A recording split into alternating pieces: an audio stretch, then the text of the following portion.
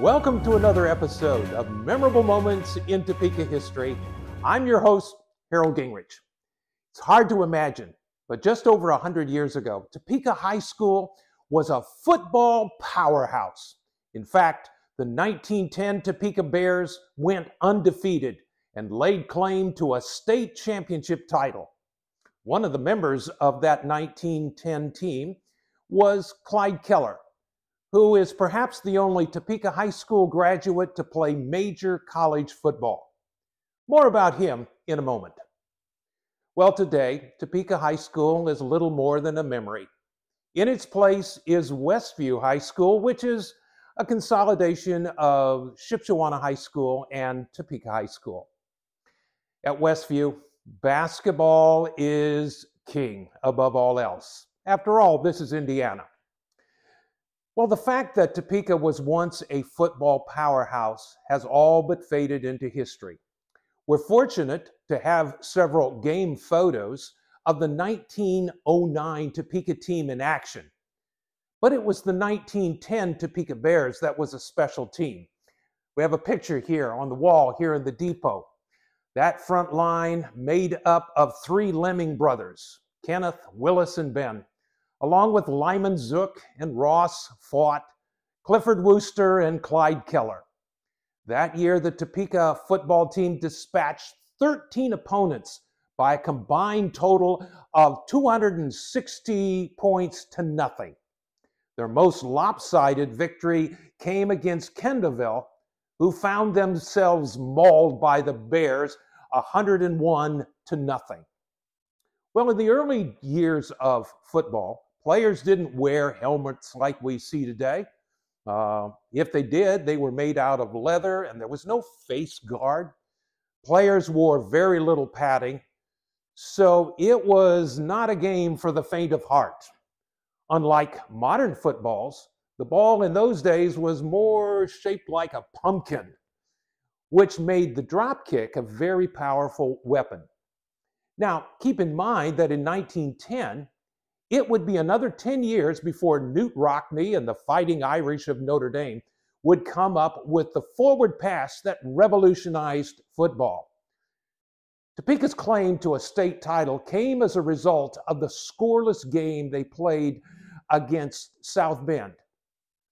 The Bears crossed the South Bend goal line several times, but always it was called back because of a penalty. The South Bend boys, however, were never able to cross the Topeka goal line. Now, the Bears' front line was like a stone wall, and while the Topeka boys offered to play a rematch to settle the championship, the young men from South Bend, well, they were content with a tie. They wanted nothing more to do with these farm boys. And so Topeka claimed the title as the Northeast Indiana State Champions. Russell Holden, who was a member of that 1910 team, commented to sports editor Leroy Lambright, and it was an article for the Goshen News, and he said, "All our players came from farms, and we were tough. We had to do a lot of walking, following the horses in the field, which made us ready to play." Holden went on to say, "We all played together for 4 years. Our backfield was really fast, and we could do anything behind that fine blocking line. They were rugged in those days, and when their legs got interlocked," he also noted, "we could do anything." He said, "We had one play where we passed the ball 5 times. Now remember, it's going to be 10 years before Notre Dame comes up with that. According to Holden and his teammate Ben Lemming, the town closed up on a Saturday afternoon so that people could watch their hometown heroes. Unfortunately, we're not exactly sure where the games were played. In the 1950s and in the early 1960s, there was a football field with goalposts in the playground of the old school.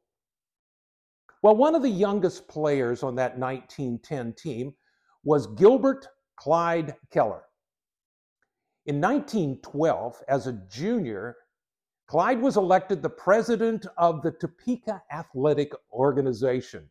The September 24, 1912 news item in the Fort Wayne Journal-Gazette spoke about the organizational meeting, and it gives the impression that the association had as much or more to do with the town as it did with the school itself, because the school was never mentioned in the article.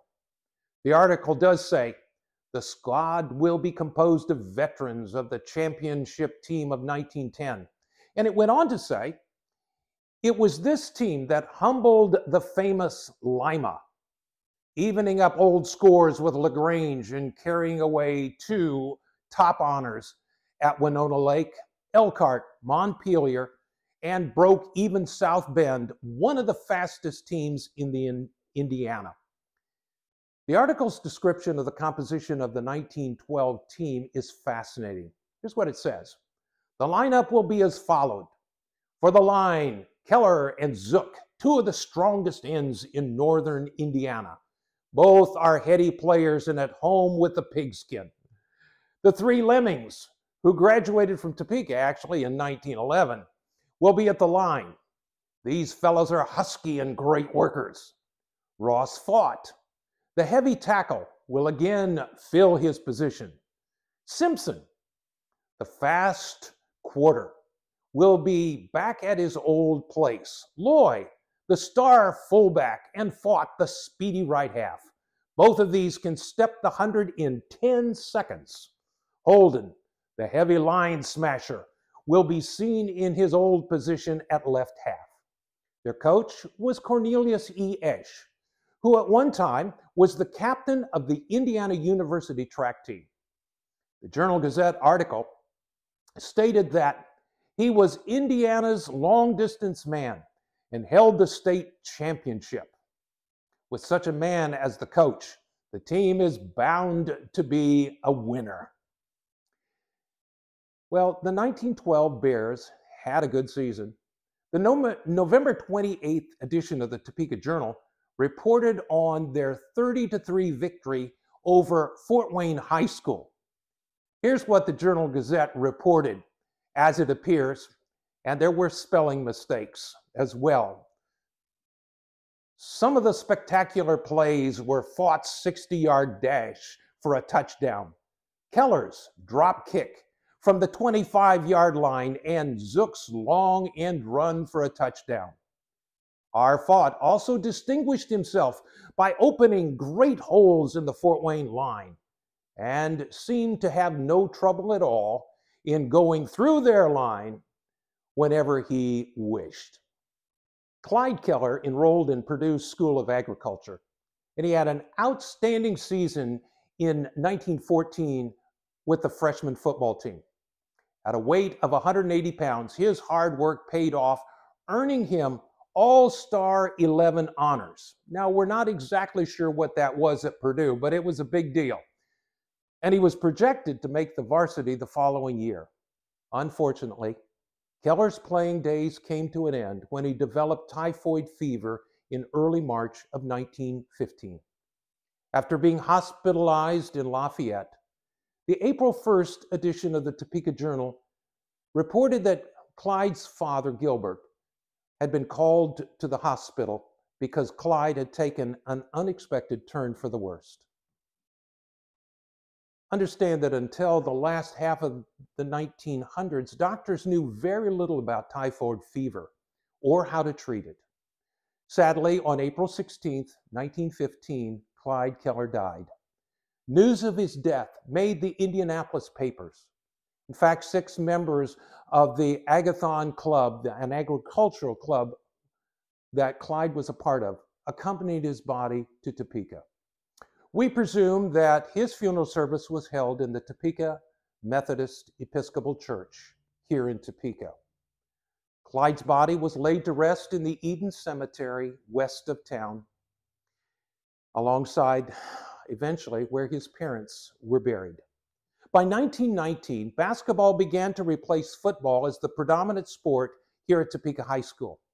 The cost of football equipment and the training that was required made basketball a far more attractive option for a smaller school like Topeka. Now, what year Topeka stopped playing competitive football, we really don't know. What we do know is that by 1922, and the yearbook that was published in that year, there makes no mention of football. And sadly, Topeka's golden age as a football powerhouse faded into the forgotten past. But for those who know and remember, it was certainly a memorable moment in Topeka history. Thank you for joining us. We hope that you'll hit the like button and that you will subscribe to our YouTube channel. Well, join us again next time when we take another look at a memorable moment in Topeka history.